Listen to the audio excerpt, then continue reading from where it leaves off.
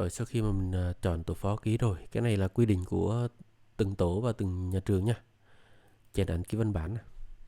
Mình sẽ chèn luôn chữ ký cho tổ phó.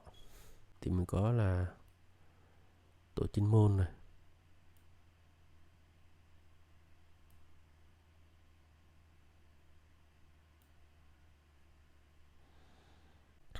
Kính chào quý thầy cô và các bạn đang xem video ngày hôm nay của mình.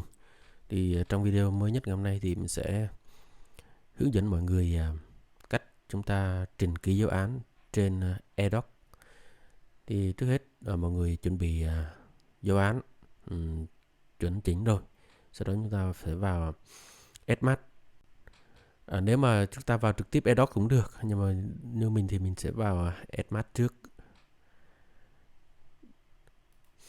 Sau khi đăng nhập Edmat xong thì chúng ta bấm vào cái mục trang chủ, bấm vào cái chữ Edmat 4.0 ở trên để cho nó load lại phần trang chủ. Rồi ở phía góc bên phải, gần dưới góc bên phải, phía bên phải chúng ta bấm vào chỗ eDoc.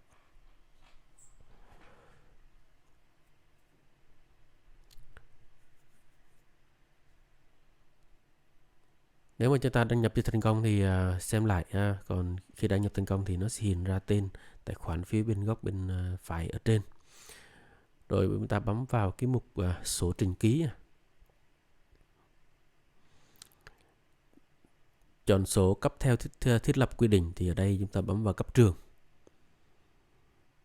Thì tùy theo cấu hình của nhà trường của quý thầy cô và các bạn ấy, chúng ta nộp giáo án thì chúng ta bấm vào kế hoạch bài dạy.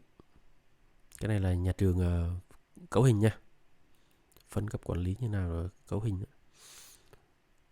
Rồi chúng ta bấm vào cái chỗ là năm học, thì chọn năm mới nhất hôm nay, năm 25-26. Có những trường hợp khi là nhảy sang năm trước cũng có. Chúng ta bấm vào chỗ thêm mới.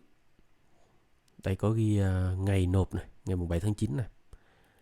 Nên là mọi người lưu ý khi mà chọn thì chúng ta nộp giáo án thì chúng ta nộp sớm định kỳ. Chọn khối, bây giờ mình nộp chọn khối 7 này. Lớp thì chọn tất cả. Môn học, khoa học tự nhiên, phân môn vật lý. Rồi chúng ta bấm vào chỗ đính kèm tệp, đính kèm file. Rồi chúng ta tiếp tục là chọn cái giáo án. Giáo án chia ra thành các tuần thì chúng ta tách nó ra.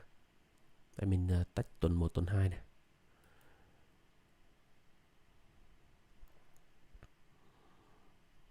Rồi sau khi đẩy lên rồi thì nó sẽ hiện ra cái tuần 1, tuần 2 phía dưới này. Nếu mà chúng ta nộp thêm ấy, thì chúng ta bấm vào nộp thêm sổ khác chẳng hạn. Đây mình bấm thêm nộp thêm sổ khác, thêm mới. Rồi nộp tiếp giáo án của khối 8, khối 9 này. Lớp tất cả này.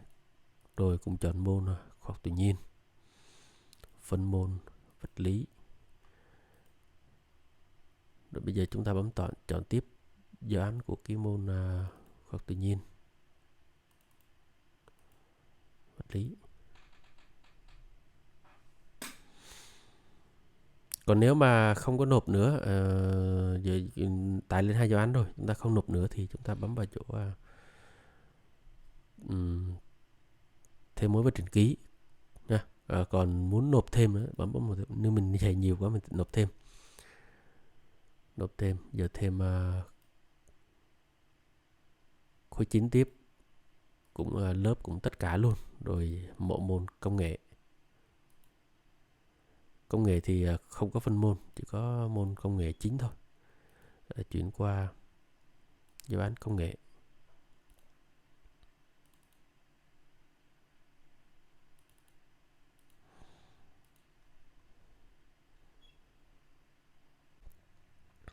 Đẩy giáo án lên hết rồi, mình sẽ hoàn tất rồi thì mình không thêm mới nữa nha. Bấm vào thêm mới và trình ký này. Chọn đối tượng ký duyệt sổ thì tùy theo cái phân công thì chúng ta sẽ chọn thứ tự ký duyệt sổ. Em chọn tổ phó, tổ trưởng hoặc là ban giám hiệu chuyên môn. Mình chọn tổ phó.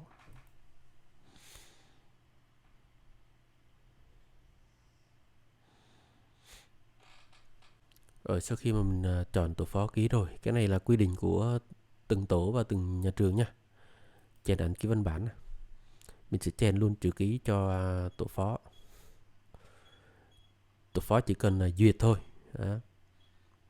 Ở phía cuối thì mình có là tổ chuyên môn này.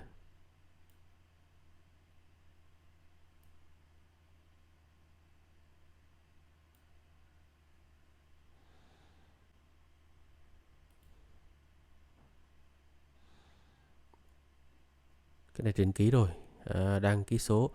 Còn những cái 4 dự án kia mình chưa trình ký thì mình bấm tiếp trình ký, là mình chọn tiếp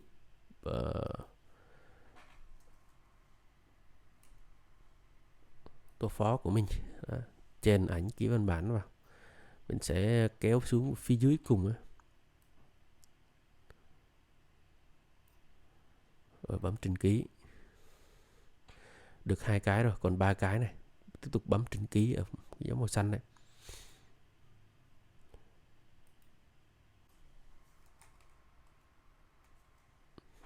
Cái này rất là tiền cho cái tổ phó chuyên môn của mình nhé. Mình cứ lướt sang cuối cùng, tổ chuyên môn. Đó, kéo cái chữ ký người ta vô. Chữ ký số rồi. Đăng ký bên Viettel. Còn trường hợp mà mình cảm thấy như là cái dự án chưa được thì có thể là bấm cập nhật này, bấm vào chủ mục cập nhật màu xanh này, hoặc là hủy nộp này, hoặc là xóa luôn. Còn chúng ta muốn xem lại thì bấm vào xem chi tiết.